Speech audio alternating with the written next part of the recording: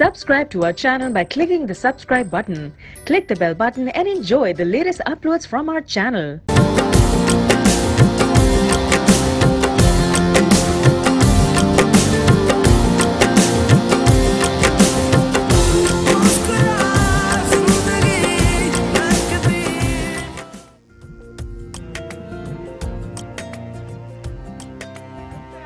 Good morning. महकती morning में बहुत बहुत खुशामदीद। कैसे हैं आप सब? उम्मीद है ठीक ठाक होंगे, खैर खैरियत से होंगे, अपने प्यारों के साथ होंगे और सेहतयाब होंगे। मैं थोड़ा सा मॉनिटर पे अपनी इतनी घोस्टली चेहरा देख के डर गई थी। मैंने कहा ये क्या हुआ, तो थोड़ी देर में मुझे समझ आई। आज मैं आपको और जो है कोई बात नहीं करूंगी, कोई नसीहत नहीं करूंगी। आज हमारे एक बहुत ही प्यारे टीम मेंबर के बेटे की, बहुत ही प्यारे से बेटे की पहली सालगिरह है, तो हम सब मिलकर जो है यहाँ पर उन्हें विश करेंगे। अब्बास जावेद, आज आपकी पहली बर्थडे है। आई वांट कि ये चीज़ जो है रिकॉर्ड हो और जब आप 18 ईयर्स के हो जाएं तो आपको ये दिखाई जाए। तो आई थिंक सो आंटी ज़्यादा प्यारी आवाज़ में आपको विश कर रही हैं, तो मैं चुप ही कर जाती हूँ, है ना। अल्लाह ताला आपको लंबी खुशगवार नेक जिंदगी दे, यही मेरी आपके लिए दुआ है। And congratulations Kamran. कामरान के बहुत ही प्यारे से बेटे हैं और छुपा के रखा हुआ। अल्लाह ताला नजर बद से बचाए। मुझे लगता है कहीं तस्वीर उन्होंने अपलोड नहीं की इनकी आज तक, लेकिन आज टीवी पे दे दी है माशाल्लाह से, ताकि पूरी दुनिया को जो है हम दिखा दें। तो इनके लिए बहुत सारी दुआएं और हमेशा जो है ये ऐसे ही हंसते मुस्कुराते रहें और एक प्यारी सी इनकी ज़िंदगी जो है अपने अम्मी अब्बू के साथ गुजरे। Congratulations to the parents and a very very very happy birthday Abbas Javed. आज जो मैंने वैसे बात करनी थी वो आपके फ्यूचर के लिए है, तो अपनी सुंदस आंटी तो कभी भी नहीं कहूँगी, सुंदस आपी की तरफ से भी जो है ना, हमेशा की आपी, ठीक है, बेशक हमारी उम्र में जितना भी फ़र्क हो। A very very happy birthday to you. और आप जब ये बड़े होंगे तो ये रिकॉर्डिंग देख के याद करेंगे कि कितने आपको प्यार करने वाले लोग थे। आज जो मैंने आपसे बात करनी थी वो बहुत ज़्यादा ज़रूरी है। जल्दी जल्दी से मैं आपको छोटी सी बात बताऊंगी। बहुत सारे जो बच्चे हैं वो अभी ओ लेवल्स में और मैट्रिक में जा रहे होंगे और इस वक्त बहुत ज़्यादा प्रेशर होता है सब्जेक्ट्स चूज़ करने का। तो मेरी छोटी सी जो है वो नसीहत, पेरेंट्स प्लीज़ अपने पल्ले बांध लें कि जिस सब्जेक्ट्स में आप उन्हें धकेलेंगे, जिस जगह पर आप उन्हें कहेंगे नहीं यही पढ़ो यही पढ़ो यही पढ़ो, अगर आपके बच्चे का वो कैलिबर नहीं है तो वो उसमें एक्सेल नहीं कर सकेगा। बेशक वो आपकी ख्वाहिशात थी कि आप मेडिकल नहीं कर सके, आप ये नहीं कर सके, वो नहीं कर सके, और आप सारी जो है अपने बच्चे के ऊपर डाल रहे हैं। उनको गाइड करना आपकी जिम्मेदारी है, लेकिन उनके ऊपर कोई भी चीज़ जो है वो मुसल्लत करना कि नहीं आपने यही करना है, वो आगे जाकर ये नहीं कर सकेंगे। तो प्लीज़ ऐसा उनके ऊपर मत कीजिएगा। इससे एक छोटा सा वाक़या रिलेटेड है, और वो ये कि रूमी एक दफ़ा जो है अपने जितने भी उनके डिसाइपल्स थे उनको एक सबक सिखाना चाह रहे थे, और उन्होंने एक किसान उन्हें दिखाया जो कि कुआं खोद रहा था। और वो एक जगह खोदता था, फिर देखता था यहाँ पे कोई पानी नहीं, वो दूसरी जगह चला जाता था, फिर तीसरी जगह, चौथी जगह। तो उसने एक भी जगह जो है वो कुआं खोदने की पूरी कोशिश नहीं की। उसने पूरा खेत भी खराब कर दिया, थक भी गया, और वहां पर जो है कोई कुआं भी नहीं निकला। और इस वक्त उन्होंने ये लेसन दिया कि किसी भी चीज के अंदर अगर आप अपनी पूरी मेहनत और दिल लगा लो और अपना ईमान रखो कि इससे मुझे कुछ मिलेगा, तो वहां से कुछ ना कुछ आपको फल मिल ही जाता है, बजाय इसके कि आप दूसरों के मशवरों पर और कंफ्यूजन में एक चीज, दूसरी चीज, तीसरी चीज, चौथी चीज में छलांगे मारते रहो। तो प्लीज थोड़ा सा फेथ अपने बच्चों में रखें, उन्हें गाइड करें, उनके ऊपर ज्यादा प्रेशर मत डालें और उनको वो चूज करने दें जो उनका कैलिबर है। इसका एक प्रॉपर तरीका होता है सब्जेक्ट्स चूज करने का, क्योंकि मैं जो हूँ काउंसलर भी रही हूँ, तो कभी हम इसके ऊपर शो करेंगे तो मैं आपको समझाऊंगी कि किस तरह जो है आप अपने बच्चे को बेस्ट फील्ड में जो है वो डाल सकते हैं। लेकिन आज के लिए सिर्फ इतना ही कि प्लीज उनके ऊपर प्रेशर मत डालिए।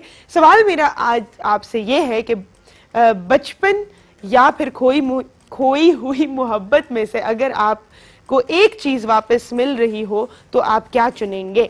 गेस्ट मैं आज की अनाउंस करती चलूँ। हमारे साथ होंगे किरण उस्मानी जो कि हमारी फिटनेस एक्सपर्ट हैं, हमारे साथ होंगे डॉक्टर सदाकत जो कि मैरिज एक्सपर्ट हैं और साइकोलॉजिस्ट भी हैं, और बहुत ज़्यादा इंपॉर्टेंट कुछ चीज़ों के ऊपर हम यहाँ पर बात करेंगे, स्पेशली जो रिलेशनशिप्स होते हैं बाप बेटे का, माँ बेटी का, और उसके अंदर जो कुछ इंपॉर्टेंट इस तरह की टर्निंग पॉइंट्स होते हैं उसके ऊपर क्या आपको डिसीजन लेना चाहिए, कैसे हैंडल करना चाहिए, डिटेल में मैं आपको बाद में बताती हूँ। शेफ बहादुर होंगे जो बना रहे हैं crispy fish chilli with vegetables and steam rice, और हमारे पास एंजल्स ब्यूटी सैलून का जो है पूरा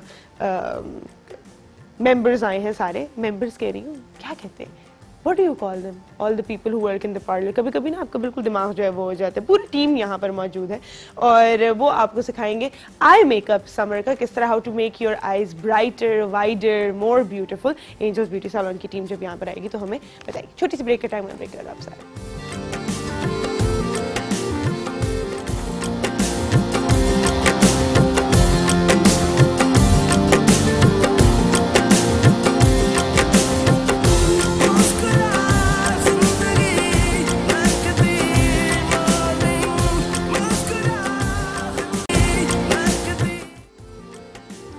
वेलकम बैक टू बेहकती मॉर्निंग। हमें ज्वाइन किया यहाँ पे किरण ने। अस्सलाम वालेकुम। वालेकुम सलाम, कैसे आप? मैं बिल्कुल ठीक ठाक, आप कैसी हैं? जी अल्लाह का शुक्र, क्या माशाल्लाह अच्छे लग रहे हैं। Thank you ji, thank you so much ji. Sapphire की ये मेहरबानी है, मैं हमेशा बता देती हूँ। अच्छा, क्या करने जा रहे हैं आज? वही फुल बॉडी वर्कआउट है। तो लास्ट टाइम मैंने अपने थोड़ा सा लोअर बॉडी को फोकस रखा था, लेकिन आज हम अपर बॉडी को फोकस रखेंगे। ठीक है, जैसे बैक हो गया, चेस्ट है, शोल्डर्स है एंड ऑफ कोर्स आर्म्स है। ठीक है, सो और लेकिन थोड़ा सा इसमें कार्डियो भी मैं ऐड की है ताकि ज़्यादा अच्छा हो जाए। ठीक है। अच्छा, एक सवाल मैं पूछना चाह रही थी कि काफ़ी लोग कहते हैं कि आपको एक्सरसाइज करते हुए जो है वो स्वेट करना चाहिए। बिल्कुल राइट। हाँ। और अगर आप बहुत ज़्यादा ठंडा गर्म हो जाते हैं या कुछ, तो उससे मतलब अगर आप एक्सरसाइज करके आए हैं तो फौरन से एसी में मत जाएं। लेकिन जिम में एसी होता है तो उससे कोई फर्क तो नहीं पड़ता? जिम में ऐसा है कि वो जो एसी भी हो लेकिन वो मॉडरेट होती हैं। ठीक अच्छा। है, हाँ, डायरेक्ट एसी वैसे भी अगर आप एक्सरसाइज करें या ना करें, एसी आपके लिए काफ़ी नुकसानदेह है, आपकी बॉडी को ज़्यादा स्टफ रखता है। ठीक है, ये है कि अगर आप बिल्कुल अपने आप को स्वेट करेंगे और बिल्कुल एसी भी बंद रखना है और फैंस भी, और अपने आप को बिल्कुल ज़्यादा स्वेट रखने, वो लोग यही कॉन्सेप्ट रखे हुए अक्सर के, मैं जितना ज़्यादा स्वेट करते हैं उतना एग्जैक्ट, और वो एडवर्स है। ठीक है, वर्स्ट है। आपको पता है कि सबसे ज़्यादा muscle source because of a lot of water retention होती है। जब उनको स्वेट होते हैं तो वो वाटर का इनकम आ जाती है तो उनको स्वेलिंग स्टार्ट होती है। तो वो समझते हैं कि हाँ मेरा फैट डिजॉल्व हुआ है, लेकिन ऐसा कुछ नहीं है। डिहाइड्रेट कर देंगे तो ज़्यादा नुकसान। जितना आप डिहाइड्रेट होते हैं उतने आपके बॉडी में मसल्स में सारे सोरनेस आना शुरू हो जाती है। सो मेन आपका ज़्यादातर वो एसी या ठंडा पानी थोड़ा सा होता है, लेकिन इतना नहीं है जितना वो लोग उनका डिहाइड्रेशन से होती है। लेकिन वो कॉन्सेप्ट बिल्कुल चेंज है, इसलिए जो वो ये समझ रहे हैं कि मुझे ठंडा लगा इस वजह से मेरा सोरनेस आया। बात ये है कि उनको स्वेट हुआ है। एक्चुअली आपकी जो है वो जितनी बॉडी में पानी कम होगा उतना ज्यादा आपके मसल सोर होंगे। वो ठंड या गर्म की वजह से नहीं होते, वैसे डायरेक्ट एसी में मत खड़ा होते। एग्जैक्टली, वो भी है। वैसे भी हम अगर आप एक्सरसाइज करें या ना करें फिर भी डायरेक्ट से इतना अच्छा नहीं होता आपके लिए। ठीक है जी, अच्छा हमने ये कॉन्सेप्ट क्लियर कर दिया। अभी ये एक्सरसाइज स्टार्ट करें? या श्योर, चलिए। ओके। अच्छा, ये एक और बात उसको मैं रिपीट करूँगी, बता दूँगी कि जब आप जो भी आप एक्सरसाइज कर रहे हैं, ठीक है, प्री वर्कआउट और आज पोस्ट वर्कआउट के लिहाज से मैं आपको एक थोड़ा सा कॉन्सेप्ट क्लियर करूँगी। जब आप एक्सरसाइज से पहले तकरीबन आपने 10 to 20 मिनट पहले आपने एक बनाना यूज़ करें। ठीक है, ऐसा कभी भी नहीं है कि आप कहेंगे कि बनाना जो है वो आपको फैट करेगा या बहुत मोटा करेगा। No, not at all. क्योंकि जब आप एक्सरसाइज कर रहे होते हैं, आप कुछ भी अच्छे खाएंगे तो वो आपको बॉडी में लगेगा, नॉट वो फैट में नहीं कन्वर्ट होगा। ठीक है, तो ताकि ये आपको एनर्जी आएंगे और आप एक्सरसाइज सही तरीके से कर सकते हैं। और जो लोग एक्सरसाइज करते हैं कुछ भी नहीं खाते, तो ये होता है कि एक्सरसाइज ही है आपको बहुत ज़्यादा इन्वर्स होना शुरू हो जाएगी। तो उसके बाद फिर आपने अच्छी तरीके से एक्सरसाइज करके तो फिर आपने 2 एग ज़रूर बॉयल करके आपने खा लेना। ठीक है, या अगर आपने लंच के टाइम कर रहे हैं या ब्रेकफास्ट से पहले कर रहे हैं तो ऑफकोर्स आपने पहले से थोड़ा सा कार्बोहाइड्रेट्स लेना है, उसके बाद फिर आप प्रोटीन इनटेक करना है। ठीक है, क्योंकि जो भी आप मसल के एक्सरसाइज कर रहे होते हैं और या वेट लिफ्टिंग कर रहे हैं तो आपको प्रोटीन की ज़रूरत होती है, क्योंकि मसल जो है ना वो सोर्स होना शुरू हो जाती है। ठीक है, मैं आपको बता भी रही हूँ, साथ साथ आपकी एक्सरसाइज भी कर रही हूँ। ठीक है, आपने ये वार्म अप है, लेकिन ये आहिस्ता आहिस्ता आपने जितने 10 मिनट्स to 20 मिनट आपने एक्सरसाइज किया, सो ये आपके एक्सरसाइज होंगे, कार्डियो होंगे। ठीक है, यस, 32 1 मिनट। ठीक है, यस, ओके। नाउ हम थोड़ा सा ने क्या करना है, चलना है। ठीक है, हाई हील पे चलना है। राइट, 1 2 3 4 5 1 2 3 4। अपने हील को ना उठाना है, knee down like this, right? 1 2 3 4 5 6 7 8 9 10। ठीक है, अगेन आपने जितने आपकी स्पेस ज़्यादा हो उतना अच्छा है। ठीक है, आपने रन करना है, रन के करने के बाद आपने टच करना है। ठीक है, फ्लोर को टच करना है, फिर आपने रन करना है, फिर फ्लोर को टच करना है। एक बार आपने साइड बाय साइड रन करना, उसके बाद 1 मिनट स्ट्रेट फॉरवर्ड आपने रन करना है लाइक दिस, ठीक है। ये अभी मैं 1 प्लेस रन कर रही हूँ, लेकिन आपने फुल रन करना है। ये तो हो गया आपका warm up plus cardio. Cardio बहुत इम्पोर्टेंट है। अच्छा, एक और चीज़ मैं आपको बता दूँ, ये जो मैं कार्डियो कर रही हूँ, ठीक है, आपने स्टार्टिंग इसको वार्म अप के तरफ वार्म अप समझ के आपने एक्सरसाइज के मेन एक्सरसाइज के बाद आपने तकरीबन 10 मिनट अगेन आपने ये रनिंग कर दीजिएगा।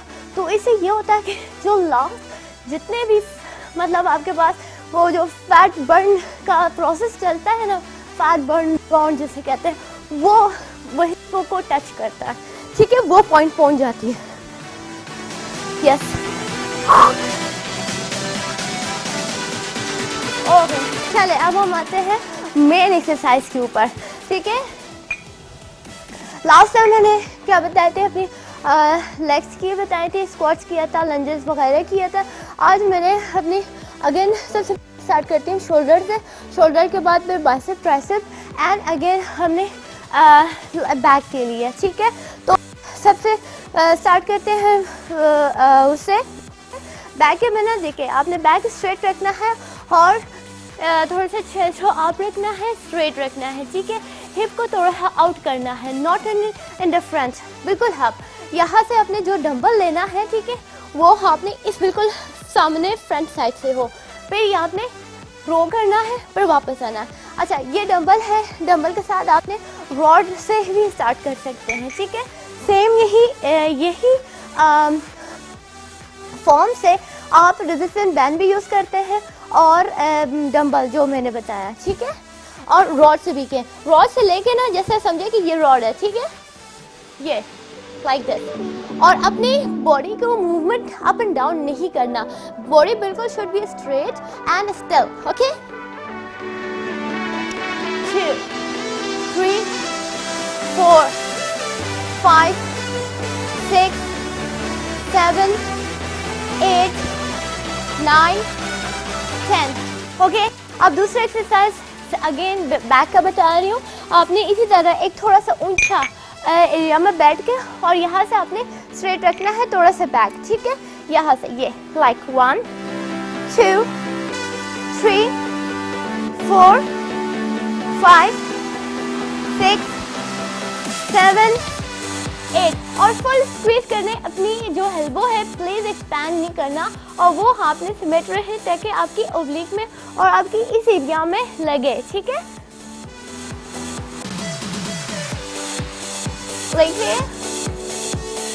Okay, one thing. दूसरी बात, अगर आपके पास कोई टेबल है या दीवार भी हो तो आपने उसको यूं पकड़ के हाथ से ये करना है, ठीक है। तो आप समझे कि मैं स्टैंड में सपोर्ट ले रही हूँ, लेकिन आपने अभी ऐसे ही करना है, ठीक है। ये देखिए। अच्छा, please focus in this front में और आपके जो ये वाले लेटेस्ट में दूसरी एरिया है ना, वहाँ पे फोकस रखना है। अच्छा, साथ साथ अपने आप को ऊपर नहीं करना, सिर्फ आपकी बाजू नीचे जा रहा है और बाजू ऊपर आ रहा है, ठीक है। राइट, ठीक है। मैं 3 एक्सरसाइज किसका बताया, बैक का बताया है, राइट। प्लीज नोट डाउन कर दीजिएगा। उसके बाद हम आते हैं किसके तरफ, अपने शोल्डर की तरफ। शोल्डर हमने करना है, ठीक है। आपने जो आपकी एल्बो है वो थोड़ा सा हल्का सा कर्व होना, ठीक है, बेंड सा हो, यही से आपने ऊपर जाना है। यहाँ ये 1 सेकेंड के लिए स्टैंड होके पर चलना है, फिर वापस ये डन, ठीक है। आज मैं ये शोल्डर का बताया और बैक की बताई, ठीक है। उसके बाद फिर इंशाल्लाह नेक्स्ट हो सके तो फिर मैं आपको चेस्ट और उसका भी बता दूंगी। ठीक है, स्लोली एंड ग्रेजुअली हम आपको सारी एक्सरसाइजेज जो है ना, मुझे लगता है खुद घर बैठे भी इंस्ट्रक्टर्स बन गए होंगे जितना हम इन्हें सिखाते हैं। Thank you so much, thank you Kiran for being here. Time एक छोटी सी ब्रेक का, ब्रेक बाद आपके साथ।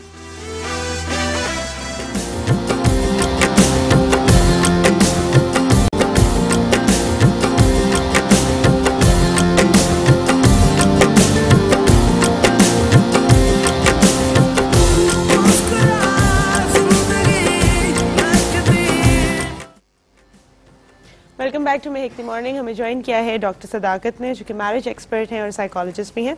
और बात आज हम करने जा रहे हैं ऐसे मसाइल जो घरों में, सोसाइटीज़ में, वर्क प्लेस में पेश आते हैं और हम उन्हें गलत तरीके से जो है उनके साथ डील करते हैं। अस्सलाम वालेकुम। वालेकुम अस्सलाम। कैसे हैं आप? अल्हम्दुलिल्लाह ठीक ठाक। बड़ा हमने जो है एक थोड़ा वाइड टॉपिक है और आई थिंक हर कोई इससे रिलेट कर सकता होगा। अगर हम कुछ मिसालें पहले दे दें ताकि लोगों को समझ आए हम किन चीज़ों की बात करें, फिर हम आगे चलें इस पर। अच्छा, हमारा टॉपिक ये है कि रोज़मर्रा ज़िंदगी में अचानक हमें मुश्किल सिचुएशंस का सामना हो जाता है जब कोई रेड स्टैंड एकदम ले लेता है, यानी कोई ऐसी बात कर देता है जो दूसरे फैमिली मेंबर को बिल्कुल कबूल नहीं है। जैसे कोई बेटा है तो वो कहता है जी मुझे तो आज ही आईफोन चाहिए, और अगर आप नहीं लेके देते तो फिर मैं बहुत नाराज हूँ और मैं बिल्कुल ये और वो, और मैं घर छोड़ के चला जाऊंगा, ऐसा ही, या मैं खाना छोड़ दूंगा, या वो कमरे में जाके अपने आप को बंद कर लेगा। इमोशनल धमकियां। वो कहते हैं मैं फिर पढ़ूंगा नहीं, मैं यूनिवर्सिटी नहीं जाऊंगा। तो इस तरह के बड़े बड़े जो सुर्ख झंडे खड़े कर देते हैं। तो ऐसी सिचुएशन में वालिद क्या करें, क्योंकि वालिद को ऐसी मुश्किल सिचुएशन का अचानक सामना हो जाता है और जब बात सामने आती है तो समझ में नहीं आता कि क्या करे। तो फिर बंदा जो अपने ग्रीवेंसेस होते हैं, वालिद के ग्रीवेंसेस, कि तुम पढ़ते नहीं हो, तुम्हारे दोस्त गलत हैं, तुम रात को देर से आते हो, तुम पार्टियों में लगे रहते हो, तो वो एक अटैक की सिचुएशन बन जाती है। और बेटा फिर कहता है कि जी मैं तो फिर घर से जा रहा हूँ, और वालिद कहता है कि तुम दफा हो जाओ, तुम शक्ल मत दिखाओ कभी, हमारी तो जिंदगी बन जाएगी जब तुम चले जाओगे। इसे हम कहते हैं पार्टिंग किक, यानी कोई जो बंदा धमकियां दे रहा होता है तो उसको एक थोड़ा बहुत जाते हुए एक लात की जरूरत होती है, और वो उसको लात जब वालिद मार देते हैं तो वो फिर घर से चला जाता है। अब मसला ये होता है कि जब कोई फैमिली मेंबर या ख़ास तौर पर बेटा घर से चला जाता है तो फिर दीगर फैमिली मेंबर्स इन्वॉल्व हो जाते हैं और ख़ुद वो बंदा यानी वालिद भी अपसेट होते हैं, और इस दौरान उन्हें अब समझ नहीं लगता कि सिचुएशन को कैसे हैंडल करें, और वो एकदम हथियार डालने पे आ जाते हैं, तलाश शुरू कर देते हैं। बिल्कुल। और फिर मना के वापस लाना और एक लर्निंग देना कि जब भी तुम्हें कोई चीज़ चाहिए हो, जब भी तुमने मर्जी मनमानी हो तो तुम धमकियां दे सकते हो, ये हरकत कर लिया करो।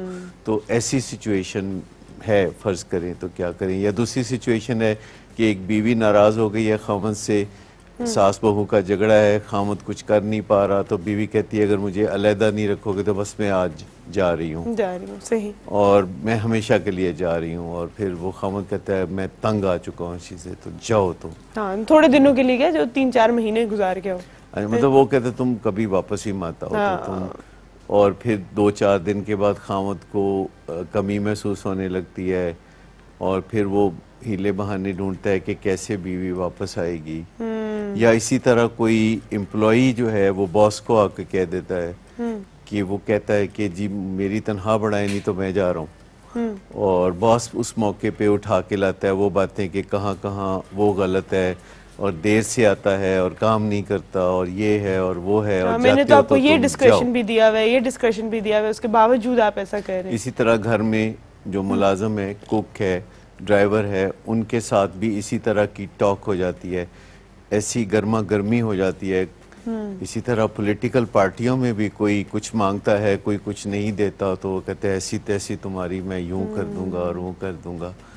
तो आप देखिए कि जिन सिचुएशन को बातचीत से हल किया जा सकता है, क्योंकि इंसान सोच सकता है और अपना ख्याल बर वक्त दूसरे तक पहुंचा सकता है, उन सिचुएशन को जिनको बड़ी आसानी से हल किया जा सकता है, जब हम गुस्सा निकालते हैं, अटैक करते हैं, अगली पिछली बातें जमा करके बोलते हैं और किसी के मुस्तकबिल के बारे में कोई ऐसी गंदी गंदी पेशगोइयां करते हैं कि तुम तबाह हो जाओगे, बर्बाद हो जाओगे, तुम कुछ कर ही नहीं सकोगे कभी जिंदगी में, अंडरमाइन करना किसी को और किसी को एक धक्का दे देना जो आखिरी उसे चाहिए दूर जाने के लिए और ख़राबियाँ पैदा जब इससे जो होती हैं उस चीज़ को जबकि आसानी से हैंडल किया जाता है।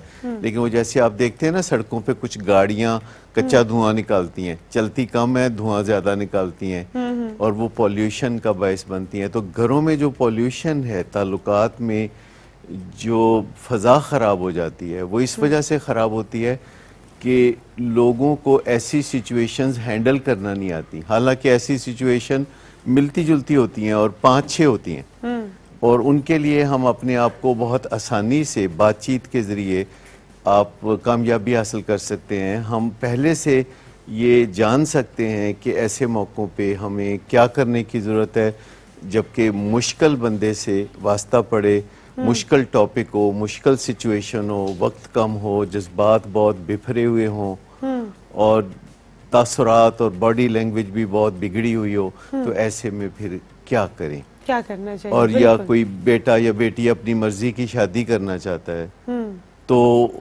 उसके ऊपर जो तूफान बरपा होता है और उससे फिर जो खराबियां होती हैं, वो तो फौरन ला ताल्लुक होने की धमकियां कि अगर अपनी मर्जी से की तो अगर वहां पर कुछ होता है तो फिर गिला मत लेकर आना, वापस मत आना। या बाप तो साफ कहते थे मेरा मुंह तो नहीं देखेगी, मैं तो शादी में शिरकत ही नहीं करूंगा।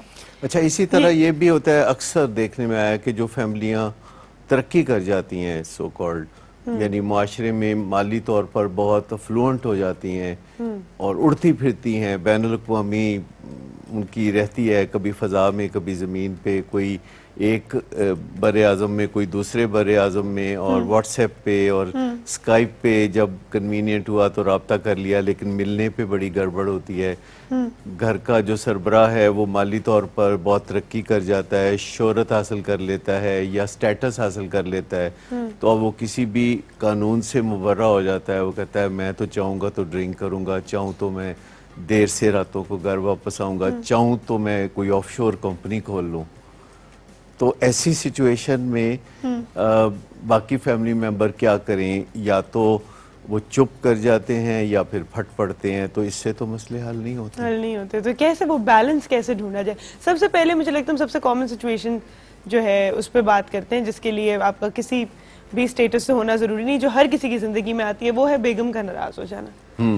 नहीं, मुझे लगता है ये हर उसमें, क्योंकि बाकी चीज़ें जो है मुझे लगता है वो डिफरेंट उसमें भी मैटर करती हैं कि आपकी फाइनेंशियल स्टैंडिंग क्या है, लेकिन ये एक चीज़, चाहे आप अमीर हैं या आप गरीब हैं, आपकी बेगम आपको धमकी ज़रूर देगी घर छोड़ने की।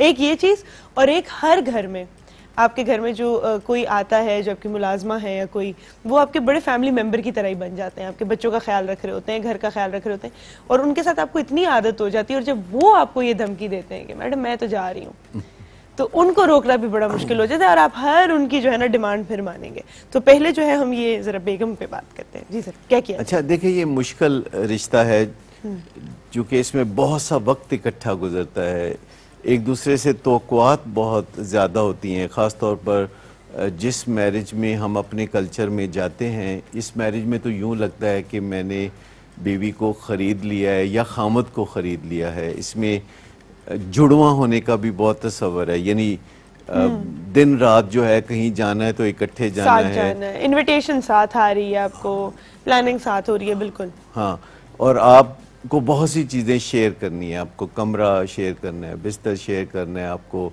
टीवी का रिमोट आपने शेयर करना है, फिर आपने एक ही कमरे में बैठ के स्मार्टफोन पे कुछ करना है जिस पे दोनों को एतराज़ होगा और ऐसा बहुत सा कुछ होता है जो कि मुसलसल होने की वजह से ज़्यादा तकलीफ दे हो जाता है। देखिए, कतरा कतरा भी जब किसी नलके से गिरता है तो नीचे पत्थर में काफ़ी एक गड़ा सा पड़ जाता है। बिल्कुल। तो एक ऐसा रिलेशनशिप जिसमें 24 में से कम से कम 12-14 घंटे आप इकट्ठे गुजारते हैं, चाहे सोते हुए जागें चाहे जागते हुए गुजारें, तो मुसलसल एक दूसरे के साथ रहते हुए थोड़ी उकताहट भी हो जाती है। बंदा कुछ अनोइंग हैबिट्स होती हैं जो एक दूसरे की तंग करने लगती हैं। फिर ख़वातीन का अखराजात के हवाले से मर्दों का डिपेंडेंट होना ज़्यादा भी काफ़ी ख़राबियाँ पैदा करता है। मर्द खर्चा रोकने की कोशिश करते हैं जब बीवी बात नहीं मानती, बीवी के बस में भी जो कुछ होता है वो भी फिर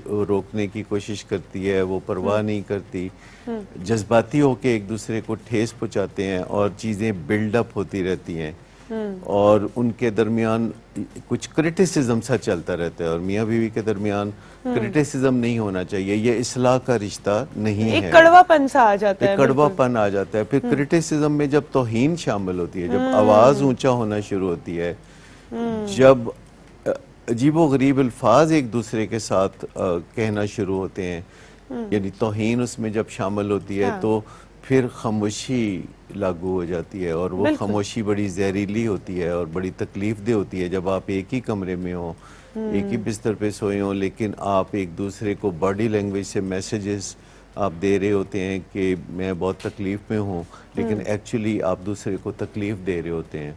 बिल्कुल। असल बात यह है कि बात की जाए, क्योंकि ये जो एक फैसिलिटी है इसको मामूली ना समझा जाए। ये दुनिया में तमाम जानदारों में से ये सहूलत सिर्फ इंसान को दस्तयाब है कि वो बात कर सकता है, वो सोच सकता है, वो इम्प्रोवाइज कर सकता है, वो फ्लेक्सिबल हो सकता है, वो अपने बिहेवियर पे गौर कर सकता है। कोई दूसरा जानदार ये नहीं कर सकता। बिल्कुल, ये सिर्फ इंसान कर सकता है। दूसरे जानदार सिर्फ घूर के, गुर्रा के, धक्कम पेल करके एक दूसरे को मैसेज देते हैं कि कोई चीज उनको नापसंद आ रही है। सॉरी सर, मैं यहाँ पे इंटरप्ट करूंगी, इधर से ही कंटिन्यू करते हैं। एक छोटी सी ब्रेक का टाइम हो रहा है, ब्रेक के बाद आपसे आते हैं।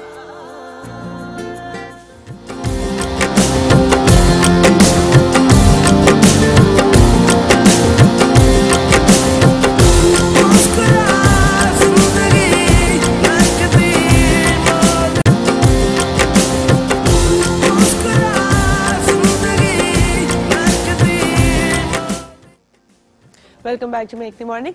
हम लोग बात कर रहे थे कि ये सब मसाइल जब आ जाते हैं कि वो तलखी भी पैदा हो गई, अब वो एक दूसरे से बात भी नहीं कर रहे हैं, तो इसके बाद इसका सोल्यूशन क्या है? आपने किस तरह डील करना है इससे? सबसे पहले तो फैसला करें कि आपने गर्मी नहीं दिखानी, गुस्सा नहीं दिखाना, ठीक है, फट नहीं पड़ना और खामोश भी नहीं रहना, ठीक है। और अगर दूसरा फट पड़े तो फिर आप सुने, आप काफी देर तक सुने और क्यूरियसली गौर करें कि उसको क्या चीज़ बॉदर कर रही है। ठीक है। और अगर दूसरा क्लैम अप कर जाए, खामोश हो जाए बिल्कुल, तो फिर आप सवाल करें ऐसे जैसे क्या, क्यों, कहाँ, कैसे, कब, किस तरह। अच्छा, ये जो मामले को ठंडा रखना है इसका फैसला कर लें और फिर इसको आदत बना लें, क्योंकि जब तक आप आदत नहीं बनाएंगे, महज फैसला करेंगे, तो आप अक्सर औकात फिर लड़खड़ा जाएंगे, फिर आपके मुंह से कुछ ना कुछ निकल जाएगा और फिर आप बाद में पछताएंगे और फिर बाद में आप सोचेंगे कि मैं ऐसा कहता तो अच्छा था और मैं वैसा कहता तो अच्छा था। और अगर आपको लगे कि मामला खतरे में है तो स्टेप बैक कर जाएं, बता के कि मैं दोबारा बात करूंगा, लगता है बात अभी किसी किनारे नहीं लग रही, ये बहुत वाइज और आप बताते हैं कि जी कल या परसों 4 बजे या 2 बजे व्हाटएवर, आप मानते हैं कि बात किसी किनारे नहीं लग रही, आप उसकी जिम्मेदारी कबूल करते हैं कि मुझे कुछ समझ में नहीं आ रहा कि मैं क्या कहूँ, और महज ना टालें, आप बकायदा बताएं कि आप कब बाहर निकलेंगे गुफ्तगू से और कब फिर गुफ्तगू में आप वापस आएंगे। ठीक, मतलब अच्छा, जब आप बात करते हैं तो फिर आप ये जानने की कोशिश करते हैं कि कहाँ आपका जो दोनों का एक म्यूचुअल पर्पस है, यानी आप दोनों का गोल एक ही है, उसके ऊपर अगर आप तवज्जो देना चाहें, यानी दोनों का जो मुफाद है वो किसी ऐसी एक चीज़ में है जिस पे आप तवज्जो देना शुरू कर दें और एक दूसरे के साथ जो रिस्पेक्ट है उसको ख़राब ना कर। घंटे या 1-2 दिन का वक्फा इंसान को काफी कुछ समझने में मदद देता है। बिल्कुल। तो अच्छा, उसका क्या करें? इंसान होते हुए हर इंसान को जब भी कुछ कहा जाता है तो अंदर से तो हमें पता होता है कि हाँ मेरे अंदर ये वाला मसला है, लेकिन हमारे फौरन से अपने शिकवे जाग जाते हैं कि अच्छा तुम्हें अगर मुझ में खराबी लगती है तो तुम में ये खराबी है, और उससे भी मामला बिगड़ना शुरू हो जाता है। तो उसके ऊपर कैसे काबू पाया जाए? देखिए, पहली बात तो ये है कि हमें कभी भी डिफेंसिव नहीं होना चाहिए। हाँ। हमें अपनी बात अपने टाइम पे करना चाहिए। जब दूसरा कोई बात कर रहा है तो उस वक्त अपने सारे गिले शिकवे इकट्ठे करके उसके मुंह पे नहीं दे मारने कितनी सोने की बात की है कि इट्स अबाउट देम। उस वक्त जब वो बात करें तो उनकी बात सुननी है। हाँ, आप अपने वक्त के लिए चुन लें कि कब आपने बात करनी है, उससे पहले या उससे कुछ बाद। और ऐसा ना लगे कि आप ऐसी की तैसी कर रहे हैं।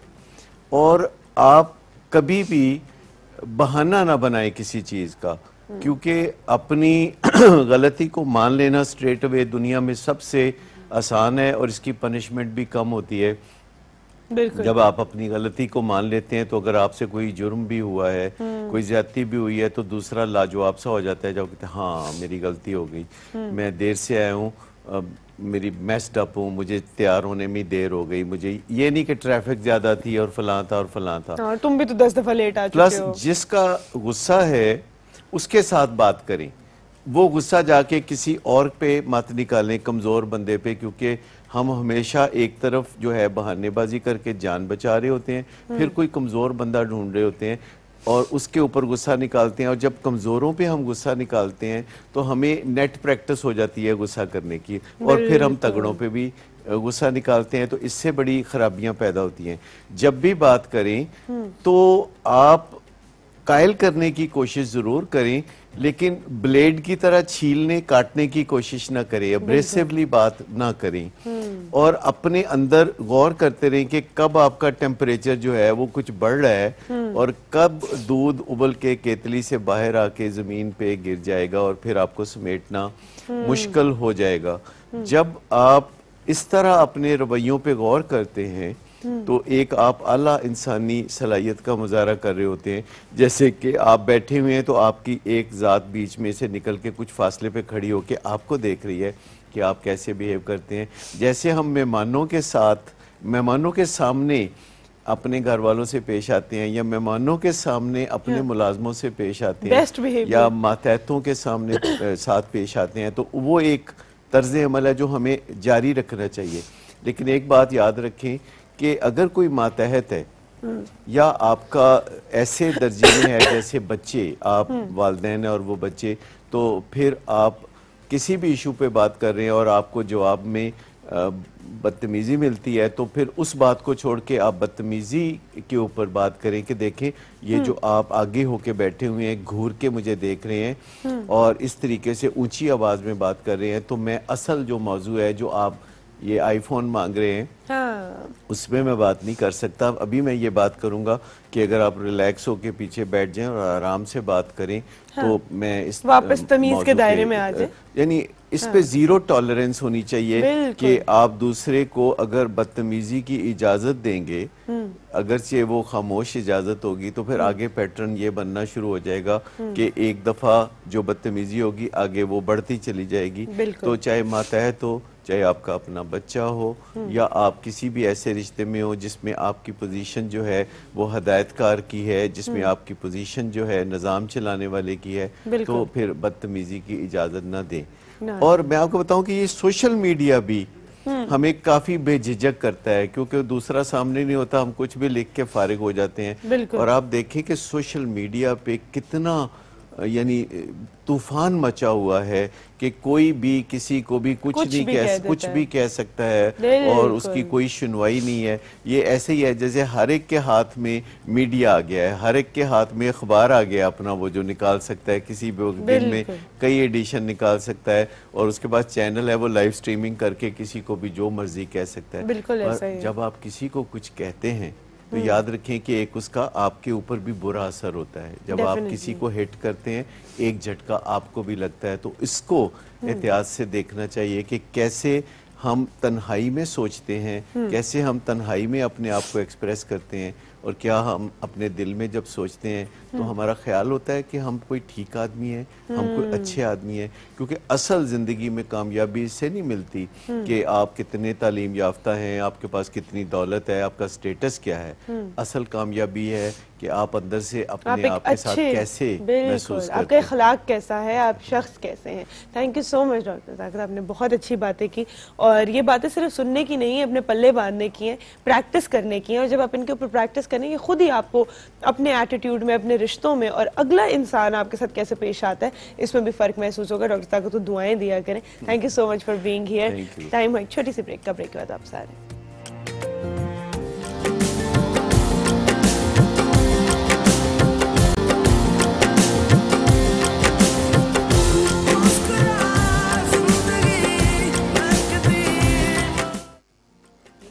Welcome back to Mahak the morning. हमें ज्वाइन किया यहाँ पे रुखसाना हसन ने, जो कि एंजल्स ब्यूटी सैलॉन से आए हैं और उनकी टीम भी हमारे साथ है। अस्सलाम वालेकुम। वालेकुम अस्सलाम। कैसी हैं आप? अल्लाह का शुक्र, ठीक ठाक। आप खैरियत से? मैं बिल्कुल ठीक ठाक हूँ। हम लोग सॉरी हम लोग वापस आ गए इसलिए मैंने आपको इंटरप्ट किया। हम लोगों ने जितनी भी इस वक्त यहाँ पर जो तैयारी करनी है, किसको कौन सा मेकअप करना है, कौन सा हेयर स्टाइल करना है, स्किन केयर है, उस सब की बात हम लोग करेंगे और सबको बताएंगे भी। तो सबसे पहले तो हमारी माशाल्लाह यहाँ पे जो प्यारी प्यारी मॉडल्स हैं और साथ जो मेकअप कर रही हैं वो भी मॉडल ही लग रही हैं। तो मुझे बताएं क्या हम लोग कौन से 2 लुक्स जो है वो आज तैयार कर रहे हैं? एक हम समर ब्राइडल लुक कर रहे हैं, ठीक है, और उसके अंदर हम सॉफ्ट कलर यूज करेंगे, लेकिन उसके अंदर आजकल की जो भी ब्राइड आती है, इवन वो समर में भी आती हैं, तो वो रेड लिपस्टिक की डिमांड तो होती ही है हमेशा। तो उसके लिए तो हम मजबूर हैं, ठीक है। तो रेड लिपस्टिक तो हमने लगानी है, लेकिन आईज के ऊपर हम थोड़ी शिमरी लुक देंगे, ठीक है, और उससे सॉफ्ट लुक आएगी ब्राइड की। और दूसरा हमने कोई डार्क कंटोर हमने बहुत लाइट करना है, ठीक है, और उसकी वजह से हम इस ब्राइड को जरा समर लुक देंगे, जो देखे तो उसको सुकून मिले, वो एकदम से वो एहसास हो। हाँ, ये आजकल की गर्मी और हब्स और उसके ऊपर इतना ज्यादा मेकअप जब हो जाता है तो वैसे इंसान का दम घुटता है। मैं तो कहती हूँ विंटर में भी समर लुक दिया करें प्लीज, थोड़ा कम वो कहते हैं सरप्राइज नहीं शॉक हो जाता है ना जब मेकअप उतरता है, तो फिर ऐसा ही है बिल्कुल अपने आप को भी। अच्छा, तो रेड तो मुझे पता है कि बारात का रंग है जी, और वो तो कपड़ों में भी अगर ना हो तो बारात नहीं लगती, लिपस्टिक भी वैसी ना हो तो नहीं लगती। तो महविश आप मुझे बताएंगे कि क्या क्या कलर्स आप यूज करने जा रही हैं? इनकी स्किन का थोड़ा सा मुझे बता दें, ड्राई स्किन के ऊपर ये मेकअप हो रहा है या ऑयली पे? ये ऑयली स्किन पर हो रहा है क्योंकि समर है तो उसमें वैसे भी हम लोग ऑयल कंट्रोल बेस यूज करते हैं। ठीक, तो इनका हम लोग कॉपर में लेके जाएंगे और गोल्ड में कॉपर में, ठीक है, कॉपर और गोल्ड। क्योंकि लिपस्टिक हमने रेड कर दी है, आईज को थोड़ा सॉफ्ट रखेंगे ताकि वो समर की एक फ्रेश सी लुक आ जाए। ठीक है, हम इनका मेकअप स्टार्ट करते हैं और एक चीज़ जो है वो हम लोग शायद नोटिस नहीं करते जब ब्राइड्स आती हैं कि ड्रेस तो हमारा हैवी होता है ये, लेकिन देखिए जैसे इनका चोकर है तो उसमें ज्वेलरी भी बहुत ज्यादा प्रोमिनेंट होती है, तो अगर मुंह भी उतना ही भर जाए तो फिर वो एकदम वो से अच्छा नहीं लगता, बहुत ज्यादा स्पेशली समर में बहुत बुरा लगता है। हाँ। और वो तो ब्राइड को देख के ही सब घबरा जाते हैं। हाँ, बिल्कुल। तो मैं तो कोशिश करती हूँ कि सॉफ्ट लुक ही दूं।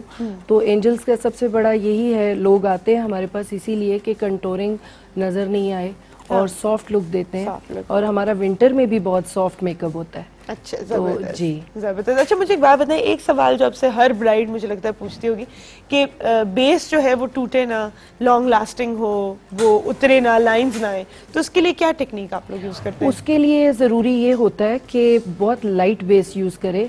जब आप ज्यादा बेस के ऊपर बेस, क्योंकि पहले जो डार्क कलर होता है हमारा, और टी जोन पे भी लोग यूज करते हैं डार्क शेड्स, तो उसको पहले हम कंसील करते हैं। तो कंसील में जब एक लेयर बेस की लगती है, फिर उसके बाद उसके ऊपर दोबारा से बेस की टैपिंग होती है, फिर लिक्विड बेस होती है, तो उस पे फिर हैवी पन आ जाता है। हाँ, तो फिर क्रैक्स पड़ते हैं। फिर वो ब्राइड जरा मुस्कुराती है तो क्रैक्स पड़ते हैं। तो मैं तो ज्यादा कोशिश ये करती हूँ कि कम से कम बेस लगे, और जितनी हैवी बेस लगती है उसमें मैच्योर लुक भी आती है। बिल्कुल, एकदम से आंटी लुक आ जाती है। हाँ, तो हम कोशिश करते हैं कि आंटियों को भी जवान कर दें। क्या बात है भाई, ये तो हमने हर किसी का अरमान पूरा कर दिया है ना। अच्छा, दूसरी लुक हम कौन सी करने जा रहे हैं? दूसरी हम जिस तरह ब्राइड के साथ उनकी सिस्टर होती हैं, नंदे होती हैं, तो हमने एक पार्टी लुक दी है, और वो भी सॉफ्ट मेकअप ही करेंगे, लाइट कलर्स में करेंगे समर के हिसाब से। तो उसमें भी हम आईज को लाइट करेंगे और साथ लिप्स को भी ग्लॉसी करेंगे। ठीक है, जबरदस्त। अच्छा, भाई की शादी हो या बहन की शादी हो, बेस्ट फ्रेंड की शादी हो, या अगर आप वो नई नवेली शादीशुदा भाभी हैं जो अभी आई हैं, हाँ। आपको फर्क बड़ी मुश्किल से पता चलता है कि दुल्हन कौन है और के साथ वाले लोग कौन है, क्योंकि उतनी ही पुरजोश तैयारियों के साथ आए होते हैं। और मुझे पता है आपको अपनी शादी का जोड़ा बड़ा पसंद है, ये मेरा पर्सनल एतराज है, मुझे प्लीज जज मत करना, कि हर किसी को अपनी शादी का जोड़ा बड़ा पसंद होता है और उन्हें होता है कि दोबारा कहीं पहनना भी नहीं। तो अगर आपकी शादी के 1 महीने बाद किसी दोस्त की शादी है तो प्लीज अपना जोड़ा मत पहन के आया करो, वो उनका दिन है, ऐसा ही है। उनका दिन है, उन्हें दुल्हन लगने दो, है ना। अपना पूरा जो है ना वही चीज, सिर्फ वो सर से दुपट्टा उतार के साइड पे कर देते हैं, बिल्कुल, लेकिन फुल दुल्हन ही बन के आते हैं। मैंने तो बल्कि अक्सर मैं शादियों में जाती हूँ, हाँ। वहाँ पे तो ऐसा होता है कि ब्राइड से ज्यादा उसकी बहन अच्छी लग रही होती है ना, और लोग मजाक में कह भी देते हैं कि जी आप दुपट्टा सर पे ले लें तो आप दुल्हन आप भी साथ बैठ जाए। हाय देखें, अच्छा एक तो ये वाला हो गया, चलिए तो मजाक में भी बात कर लेते हैं। मैंने तो एक्चुअली लोगों को देखा, क्योंकि हमारी ऑब्वियसली फैमिलीज के अंदर कोई ज्यादा वेल ऑफ होता है, कोई थोड़ा जो है नहीं उतना साहिब इस्तात होता, तो इस तरह की फैमिलीज में भी जाते हैं। मैं कहती हूँ जिन लोगों के अंदर जरा सी भी अकल होती है या जरा सी भी तमीज होती है, इखलाक होता है, तो अगर आपको पता है कि आप किसी ऐसी शादी में जा रहे हैं जो लोग उतना नहीं अफोर्ड कर सकते जितना अल्लाह ताला का आप पे करम है, तो आप क्यों वो कॉम्प्लेक्स लेके जाते हैं और फिर जा जाके दिखाएंगे भी, एक एक आपको कड़ा भी गिनवाएंगे अपना, आपको ये भी बताएंगे, फिर पूछेंगे भी ऐसे, हाय अच्छा मेरी शादी पे तो मेरी सास ने मुझे ये दिया था, तुम्हें ये नहीं दिया, तुम्हें वो नहीं दिया, करते हैं ना ऐसे। लेकिन ऐसा मैं समझती हूँ कि ट्रेंड चेंज हो चुका है, और जो लोग ऐसा कर रहे होते हैं और दूसरे लोग भी उसको हैरत की नजर से देखते हैं, क्योंकि नॉर्मल नहीं है। ये पॉजिटिविटी हमारे अंदर आई है एजुकेशन की वजह से, और अगर हम अभी माशाल्लाह मजहब फॉलोअर भी बहुत ज्यादा हो गए, तो उसकी वजह से ये चीजें चेंज हो रही हैं अल्हम्दुलिल्लाह। तो ये चीजें कम हो गई हैं, लेकिन जो होते हैं उनको बुरी नजर से देखा जाता है, इस बात की खुशी है। लेकिन जो मुझे एतराज होता है सबसे ज्यादा, क्योंकि मैं ब्यूटिशियन हूँ और मैं चाहती हूँ कि मेरी बेस्ट ब्राइड लगे और बाकी सब सॉफ्ट लगे, इसीलिए मैंने आज ये सोचा कि ये दोनों सिस्टर्स भी हैं। अच्छा, और बस देखा ना, सही मैंने रंग पकड़ी है। अच्छा। और इसलिए मैंने फिर इनको चुना और मैंने कहा कि एक बहन लगे तो बहन होना भी मतलब बहन हो के बहन लगना चाहिए। बारात वाले दिन ना रेड कलर पे बैन होना चाहिए, दुल्हन के अलावा कोई रेड नहीं पहन सकता है, ठीक है। इस तरह के ना बैन बाहर बैन, और जो उसको वहीं से वापस भेज दें। बल्कि मैंने तो कई जगह पे महविश को कहती हूँ कि वो अगर पार्टी मेकअप में बहन या नंद लिपस्टिक रेड मांगे तो थोड़ा उनको रिलैक्स किया करो, उनको रिलैक्स किया करो, समझ तो आ गई होगी आपको, रिलैक्स कर दिया करो, उन्हें बोले नहीं है, ठीक है, वो इजी हो जाए।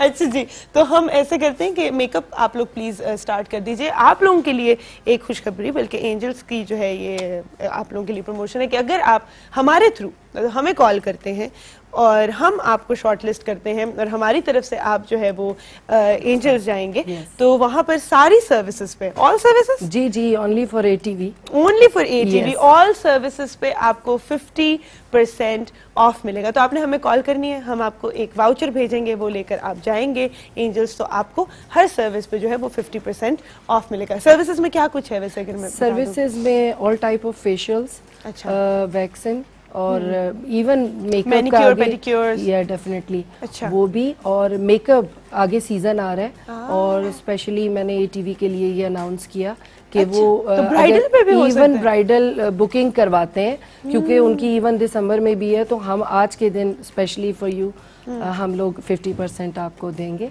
वाह जी, जबरदस्त, थैंक यू सो मच। तो इस जो है ऑफर का फायदा उठाएं, हमें कॉल कीजिए, शॉर्टलिस्ट और जाएं, और आगे जो है ब्राइडल सीजन है, तो ये तो जल्दी से बुकिंग करा लें अपनी 50% ऑफ पे, बहुत अच्छा होगा। अच्छा, फेशियल्स की अगर हम बात करते हैं तो उसके अंदर सबसे अच्छा facial for oily skin specially इस मौसम में क्या है जो आप लोग ऑफर करें? उसमें हम कोशिश करते हैं कि ऑयल फ्री प्रोडक्ट यूज करें। अच्छा। और आजकल का मौसम जो है वो चिपचिपा है और ड्राइनेस तो हो ही नहीं सकती, लेकिन पैचेस हो जाते हैं फेस पे, जगह जगह पे, हालांकि ये होने नहीं चाहिए, ड्राई स्किन है, लेकिन पोल्यूशन की वजह से पोल्यूशन, और वो फिर मुझे लगता है बहुत ज्यादा धो के भी ना हर वक्त मुंह के ऊपर कुछ ना कुछ लगा, और लड़कियां ये करती हैं कि वो मिक्स क्रीम्स करके तो वो लगाती हैं, तो स्किन डैमेज हो जाती है, और जब डैमेज हो जाती है तो हमारे पास आते हैं। लेकिन फेशियल्स की भी रेंज बहुत प्लीज, ये जो आपने मिक्स क्रीम्स की बात की ना, ये जरा, क्योंकि अक्सर जिन लोगों को मैं जानती हूँ, हमारे पास डर्मेटोलॉजिस्ट भी आते हैं, तो वो हमेशा हमें बताते हैं कि ज्यादातर लड़कियां कहती हैं कि हमें पार्लर से रेकमेंड हुई है ये।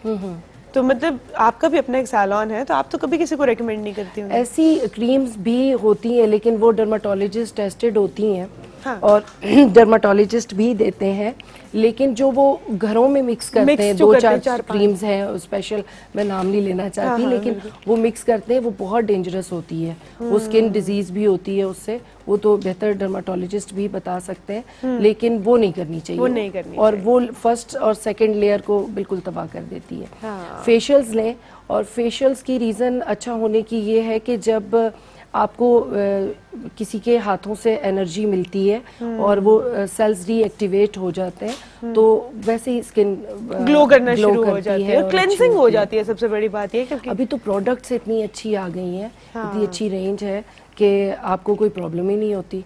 तो फेशियल्स बेस्ट है। उसके अलावा तो बाकी आपको पता है डर्माटोलॉजिस्ट और भी आपको चीजें साथ साथ रिकमेंड करते रहते हैं। लेकिन फेशियल्स अब एक तो हर स्किन टाइप के लिए आ गया है, हर तरह का प्रोडक्ट आ गया आपको सूट करने के लिए, तो एक दफा जो है करा लेना चाहिए साफ करने के। लेकिन प्लीज ये एक और बात है, उस पर बात करते हैं कि प्लीज बच्चों को इसके ऊपर ना डालें अभी, जब आप बड़े हो जाए। उसके मुझे याद है, मुझे कहा करते थे कि फेशियल्स वगैरह जो है वो 30+ के लिए होते हैं। लेकिन डिपेंड करता है ना। सुंदर, अब मसला ये है, अब पोल्यूशन का मसला है, फिर हमारी डाइट, ठीक है, ये दो चीज़ें ऐसी आ गई हैं जिसकी वजह से बहुत कम उम्र में भी क्लेंजिंग मैं रिकमेंड नहीं करती कि लॉन्ग फेशियल्स हों, लेकिन मैं रिकमेंड ज़रूर करूँगी कि क्लेंजिंग ज़रूर होनी चाहिए। बच्चियाँ घरों में भी कर सकती हैं, ज़रूरी नहीं है कि पार्लर्स में आए। और पार्लर्स में भी मैं तो सबको कहती हूँ कि CDA या कोई भी ऐसा महकमा होना चाहिए जो सैलून्स पे आए और वो चेक करे कि सैलून्स कैसे हैं, हाइजीन स्टैंडर्ड क्या है। बिल्कुल, तो ये बहुत इंपॉर्टेंट है आज के दिन में, स्पेशली इवन मेरे सैलून में भी वो आए और वो चेक करें, क्योंकि अभी हमारे मुस्तकबिल में मैंने सबसे ज्यादा सैलून्स में ये प्रॉब्लम देखी है। तो मैं तो खुद बहुत वहमी हूँ, तो जिसकी वजह से मैं खुद एहतियात करती हूँ, लेकिन कोई हमारी एक चले आप मेरे जैसी हैं, मैं जरूर आऊंगी। हाँ जी, स्पेशली क्योंकि हम लोग उस दिन हेपेटाइटिस डे था और हम ये बात कर रहे थे कि जो मैनिक्योर्स पेडिक्योर्स होते हैं, इसके अंदर स्पेशली इन्फेक्शन होने के बहुत चांसेस होते हैं अगर आपकी जितनी भी आप इंस्ट्रूमेंट्स यूज कर रहे हैं वो स्टेरिलाइज ना हो। हमारे साथ एक कॉलर है। अस्सलाम वालेकुम। महक दीदी, सुंदर, क्या हाल है आपका? मैं ठीक ठाक हूँ, आप कैसी हैं? माशाल्लाह, बहुत अच्छा प्रोग्राम कर रही हैं आप। थैंक बहुत मजा आ रहा है। और आज तो आपने पाकिस्तान का झंडा लगाया हुआ है। कल तो मैं ढूंढती रही थी, बस देख ले, कल था ना, मेरे कप के पास पड़ा हुआ था। अच्छा अच्छा, हाँ, छोड़ते नहीं हम। सही, अच्छा जी, बहुत अच्छा लग रहा है। Thank you. अच्छा, मेरा सवाल बड़ा मजेदार है, पहले तो उसका जवाब देना कि अगर खोई हुई मोहब्बत और बचपन में से कोई एक चीज चुननी हो तो क्या चुनेंगी? खोई हुई का तो पता नहीं है, अलबत्ता बचपन की मोहब्बत बहुत अच्छी है। बचपन की मोहब्बत?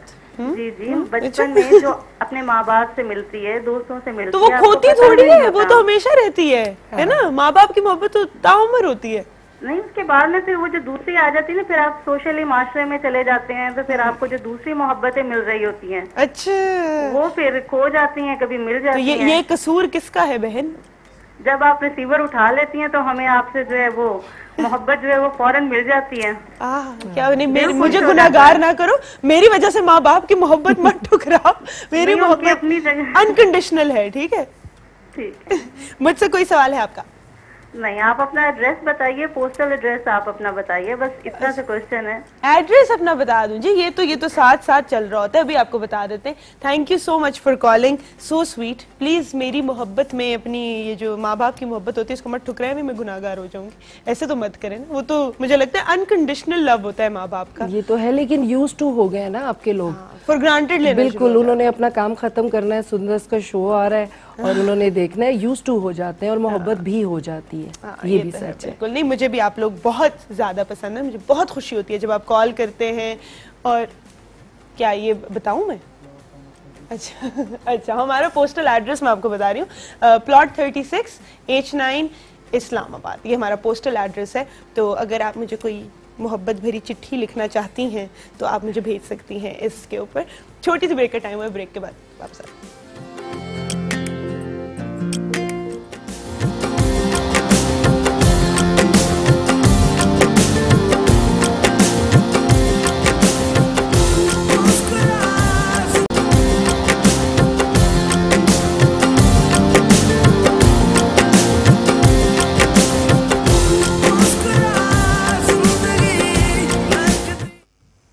वेलकम बैक टू मेहकती मॉर्निंग। हमें ज्वाइन किया शेफ बहादुर ने। अस्सलाम वालेकुम। वालेकुम अस्सलाम। मैं जब भी आपका नाम लेती हूँ ना शेफ बहादुर ने, वो जैसे वो नहीं होता अजीम ओ शान शहनशाह, है ना, उस तरह की इंट्रोडक्शन लगती है मुझे शेफ बहादुर। अच्छा, आपका नाम क्या, मतलब बचपन में आप बहुत बहादुर थे? कुछ पता नहीं, दादा ने रखा हुआ है। उनको पता था कि आपने बहुत बहादुर होना? ये नहीं पता है। हाँ, लेकिन अच्छा। दादा ने बड़े प्यार से पाला है हमें। So sweet, so cute. बस देखे ना, फिर वो उधर से ही प्यार का नाम है ये। अच्छा जी, क्या बना रहे हैं आज? आज हम चाइनीज एक कुजीन है, फिश में। ठीक है। Crispy fish with chilli, dry chilli भी बोलते हैं, ड्राई फिश चिली, और उसके साथ हमने कुछ एडिशन किया वेजिटेबल्स के साथ। जबरदस्त। मैंने बीफ चिली ड्राई खाया हुआ है, चिकन चिली ड्राई खाया हुआ है, आज हम फिश चिली ड्राई बना रहे हैं। Fish chilli dry. वाह, जबरदस्त। ठीक है, फिश कौन सी हम यूज कर रहे हैं? ये हमारी फिश है, ये लोकल फिश है, फिंगर्स। अच्छा, ठीक है। सबसे अच्छी फिश वैसे कौन सी होती है? आपका तो उस इलाके से है। ट्राउट तो बेस्ट है, आपको पता है। फ्रेश वाटर बाकी अगर आप कॉन्टिनेंटल साइड पे जाए तो स्मोक जो साल्मन फिश होता है, लेकिन वो बहुत एक्सपेंसिव होता है। वो कौन सी होती है? जैसे गोल सी फिश होती है, ऑरेंज कलर का वो होता है, अक्सर सुशी और उन चीजों में यूज होता है। हाँ, वो पॉम्फ्लेट कहते हैं उसको, क्या कहते हैं जो गोल वाली फिश होती है? वो कुछ और है ना? नहीं, वो पॉम्फ्लेट है। वो पॉम्फ्लेट है जो गोल फिश है। वो जी, वो भी इसी का बस भाई है। अच्छा जी। पॉम्फ्लेट हो गया, फिंगर्स। ठीक है, सही। तो हम इंग्रेडिएंट्स एक दफा बता देते हैं। इंग्रेडिएंट्स बता देते हैं। इसमें गार्लिक है चॉप, ठीक है, salt, black pepper, paprika powder या आप रेड चिली पाउडर ले लें, ठीक है। उसके बाद बेकिंग सोडा है, crush chilli, red chilli crush है, सिसमी सीड्स है, लेमन जूस है, sugar, soya sauce, oyster sauce है, और ये चॉप कोरिएंडर, जिंजर जूलियन है, ग्रीन चिलीज है, टमाटोज है, फ्रेश ग्रीन बीन, कैरेट। ये राइस हम उसके साइड पे सर्व करेंगे, और ये कॉर्नफ्लोर, मैदा है, और ये फिश हमने क्यूब्स कटिंग में काटा हुआ है। उसके बाद ये बेल पेपर, कैबेज, ऑनियन और स्प्रिंग ऑनियन। ठीक है, जबरदस्त। ढेर सारे लवाजमात है ना? बस वो है, लेकिन हाँ, वो मसाले जो है ना वो आपके हम इधर सजा के रखते हैं, वैसे इतने ज्यादा नहीं होते। अच्छा, सबसे पहले हमने फिश को मैरिनेट करना है। सबसे पहले हम इसको कॉर्नफ्लोर मैदे में और थोड़ा सा सॉल्ट पेपर मार के इसको मैरिनेट करेंगे फिश को। ठीक है। उसको फ्राई करेंगे। फ्राई करने के बाद इसमें थोड़ा लेमन जूस भी डालेंगे ताकि इसके स्मेल खत्म हो जाए। लेमन जूस और उसको लगा के इसमें फ्राई करेंगे। ऑलरेडी फ्राई जब आप करेंगे तो वो ऑटोमेटिकली वो इसका स्मेल खत्म हो जाएगा। ठीक है, जबरदस्त। तो हम इसको स्टार्ट करते हैं। जी, स्टार्ट करते हैं। मेरे साथ एक कॉलर भी है। अस्सलाम वालेकुम। Good morning. गुड मॉर्निंग, कैसी हैं आप? मैं अल्हम्दुलिल्लाह बिल्कुल ठीक ठाक। आप कैसी हैं? मैं भी, अल्लाह का शुक्र, आपकी दुआएं हैं। वो तो खैर हैं, आपके लिए, आपकी टीम के लिए, आपके मेहमानों के लिए, सबके लिए हैं। अल्लाह ताला बहुत तरक्की कामयाबी दे आप लोगों को। Thank you ji, thank you. आमीन आमीन सब आमीन। अच्छा, मुझे बताइए, मेरा जो सवाल है आज का, कि बचपन या मोहब्बत में से कोई एक चीज अगर वापस मिल जाए तो वो क्या, आप क्या चूज करेंगी? मेरे ख्याल से इसमें दो राय हो ही नहीं सकती हैं। बचपन ऑब्वियसली मैं चूज करूंगी। बचपन क्यों? खास क्योंकि उसमें बेफिक्री थी।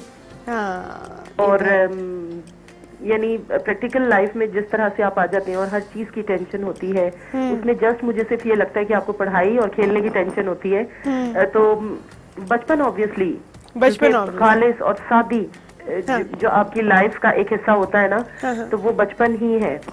अच्छा, आप सरप्राइज होंगे क्योंकि ये सवाल हम लोग यहाँ पर भी जो है सबसे पूछ रहे थे, और बड़े लोगों ने जो है ना कि ये जवाब दिया कि नहीं, मोहब्बत, मुझे लगता है अगर मोहब्बत साथ हो तो ये जो बड़े होके जितनी भी मुश्किलात होती हैं ये थोड़ी आसान हो जाती हैं झेलना। वो है, लेकिन मुझे ये लगता है कि जो बचपन है, मैं तो खैर वही बात है ना कि हर कोई इत्तेफाक हो सकता है ना करे। नहीं, मैं करती हूँ, मैं भी डेफिनेटली बचपन चूज करूँ। वो केयर फ्री दिन दोबारा नहीं आते कभी भी जिंदगी में, जब किसी चीज की टेंशन हो। वो आपका जो लाइफ का हिस्सा है। आप जिंदगी में जितने भी कामयाब हो जाएं, आपको जितनी भी मोहब्बतें मिल जाएं, लेकिन मुझे लगता है कि उसका यानी हम कंपेयर नहीं कर सकते उस लाइफ को। हाँ, बिल्कुल तो, ऐसा ही है, बिल्कुल ऐसा है। और बचपन में कभी बड़े कह देते थे ना, स्पेशली अम्मी कहती थी कि बेटा अभी ये बचपन है, ये वापस नहीं आएगा, तो अम्मी को गुस्से से देखना ना, आपको क्या पता अम्मी कितने हमारे मसाइल होते हैं जी। और ये लगता है कि जैसे अब ये बचपन खत्म नहीं होगा, हम इसी एरा में रहेंगे और यही सब एंजॉयमेंट, लेकिन आप झपकते, पलक झपकते जिसको कहते हैं ना, वो वक्त गुजर गया। हाय बिल्कुल उदास करती है आपने मुझे, ऐसे तो मत करें। चलिए मैं आपके किचन सेगमेंट के हवाले से एक मैं फरमाइश कर लेती हूँ, वो तो आप सब कहे बगैर आप लोग पूरा कर देते हैं। मुझे जिस तरह से बकरा ईद आ रही है तो डिफरेंट जो है बारबेक्यू की डिशेस चाहिए। बारबेक्यू प्लेटर हम लोग कैसे रेडी कर सकते हैं, तो उसके न्यू आइडियाज दीजिएगा। और मेकअप के हवाले से मैं पूछना चाह रही हूँ कि जैसे आजकल बड़ी सफोकेशन है और अभी हम फेस वॉश करते हैं या बाथ लेते हैं लेकिन फिर वही पसीना बिल्कुल चिपचिपाहट होती है, बिल्कुल ठीक तो है। उसमें यानी हम मेकअप को कैसे स्टेबल रख सकते हैं? कौन सी ऐसी प्रोडक्ट्स जो है वो हम यूज करेंगे जिससे हमारा जो मेकअप है वो लॉन्ग लास्टिंग हो? ठीक है जी, ठीक है, हम आपको ये बता देते हैं। बहुत बहुत आपने अच्छे जो है ना फरमाइश की है, क्योंकि एक तो आपने ये जो बकरा ईद का बताया कि प्लेटर तैयार किया जाए जिसमें डिफरेंट बारबेक्यू, ये कितना अच्छा है, है ना। एक तो हम ये कर सकते हैं। एक स्पेशल डिश है जो मैं आपको बकरा ईद के बाद ही जो है बनाना वो सिखाऊंगी, क्योंकि उसके अंदर आजकल बारिशें हो रही हैं तो वो वैसे ही नहीं बन सकती, क्योंकि उसको धूप में पहले जो है सुखाना पड़ता है। ये सेम हमारी तरह हम लोग गाँव में जो है ना गिलगित साइड में ज्यादातर, आपको पहले भी मैंने बताया था कि ज्यादातर हम लोग चीजें जो है ना ड्राई करके रखते हैं। ड्राई करते हैं जिस तरह यही ये ठंडे इलाकों की जो है ना ये स्पेशली डिश है, क्योंकि इट्स वेरी वेरी वार्म, इसकी तासीर बहुत गर्म होती है। तो मुझे याद है कि जब बकरा ईद सर्दियों में हुआ करती थी, जब ज्यादा ठंड थी, तो तब तो ये बहुत रेगुलरली हम लोग इसका पुलाव भी बनता था। इसको पश्तो में कहते हैं तरोजे।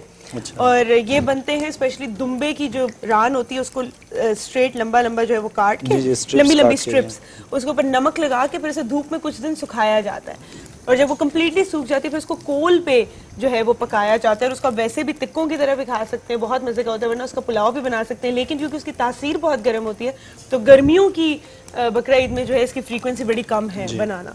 लेकिन इस दफा आपको बनाना सिखाएंगे, मैंने अपनी टीम से भी वादा किया है कि हम जो है ये इंशाल्लाह इस दफा बनाएंगे। आप लोग भी इसी तरह बनाते हैं? जी सेम ऐसे ज्यादातर ड्राई करते हैं ना। अब मीट हो गया, जिस तरह ये हंटर बीफ होता है, अगस्त सितंबर में उसको ड्राई करते हैं। एक वो लकड़ का एक तख्ता टाइप का होता है, उसमें बीफ के स्ट्रिप्स काट के उसको ड्राई करते हैं। अच्छा, और ज्यादातर ये होता है कि सर्दियों में तो इधर से टमाटर या ऐसी चीजें नहीं आ रही होती, तो इसीलिए हम लोग ज्यादातर टमाटर को भी सन ड्राई करते हैं, उसका पाउडर बना के रख देते हैं। जबरदस्त। अब सर्दियों में हम लोग सालन के तौर पे वही पाउडर यूज करते हैं।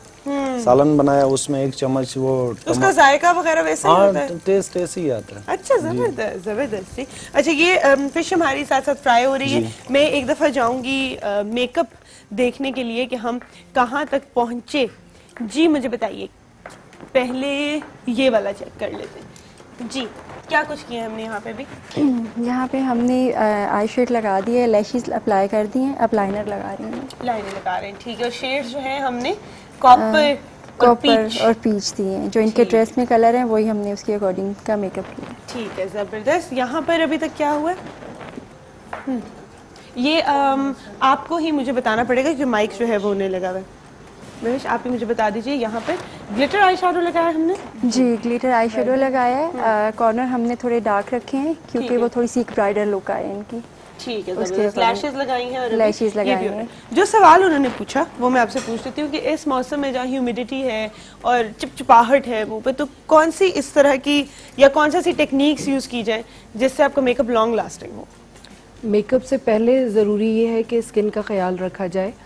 अगेन मैं वही बात करूंगी कि उसके लिए ऑयल कंट्रोल फेशियल वॉशेस हैं, वो यूज़ करें। उसके बाद क्लेंजर है, ये ऑयल फ्री क्लेंजर्स हैं, वो यूज़ करें। उसके बाद टोनर का यूज़ करना बहुत मुफीद है। ठीक है। टोनर जब आप यूज़ करते हैं तो आपके पोर्स वो जो ब्लॉक कर देता है और आपका मेकअप लॉन्ग लास्टिंग हो जाता है फिर।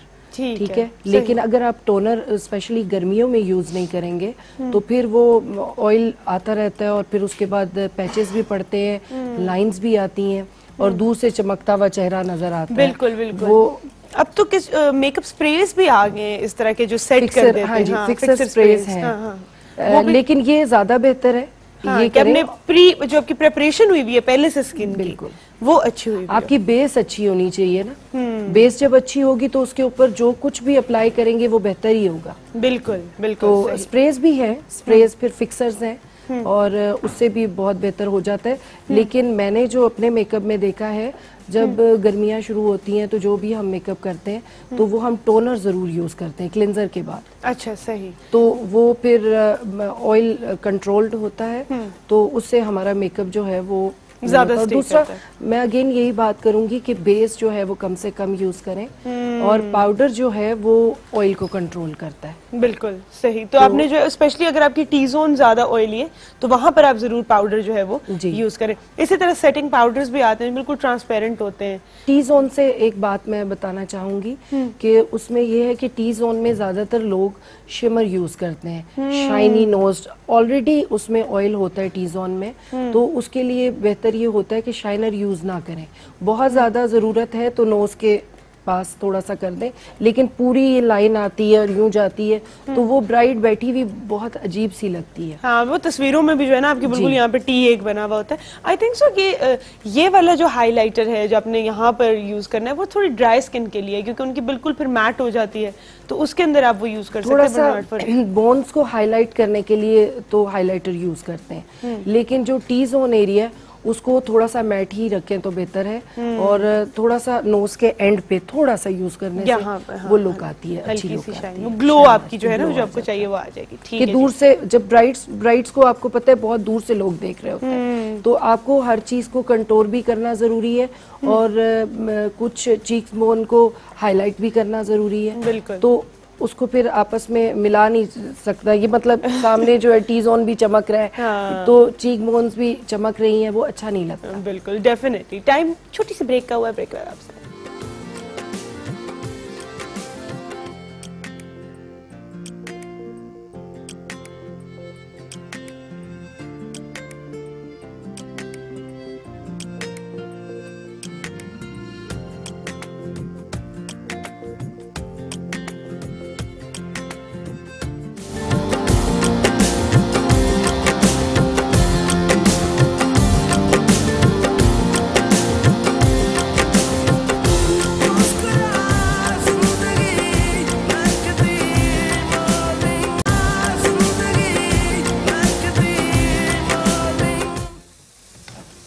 वेलकम बैक टू आवर महकता किचन।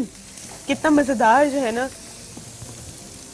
खुशबू आ रही है इस वक्त। क्या कर रहे हैं हम, क्या बना रहे हैं अभी? अभी ये हमने फिश को फ्राई किया हुआ है, उसमें हमने oil, garlic, green chilli, ginger और सारी सब्जियों को टोस्ट करके फिर फिश डाल देंगे। उसमें थोड़ा soya sauce, oyster sauce, sugar, black pepper और चिली, डिपेंड करता है चिली आपको कितना स्पाइसी आपने खाना है, लेकिन इस डिश का नाम भी चिली है तो नहीं ये स्पाइसी होती है, जी ये स्पाइसी होती है जी। और इसमें ग्रीन स्पाइसेस हैं तो आई थिंक सो उतनी नुकसानदेह भी कोई नहीं है। नहीं, ग्रीन स्पाइस आप जितना भी डालें इतना ठीक है। अच्छा, हाँ ठीक है जी। तो ये हम साथ साथ करते हैं और आपको मैं जो हूँ लुक भी दिखा दूँ। हमने कंटोरिंग जो है वो कर ली है जी। बताइए रुखसाना। पार्टी मेकअप तो डन हो गया।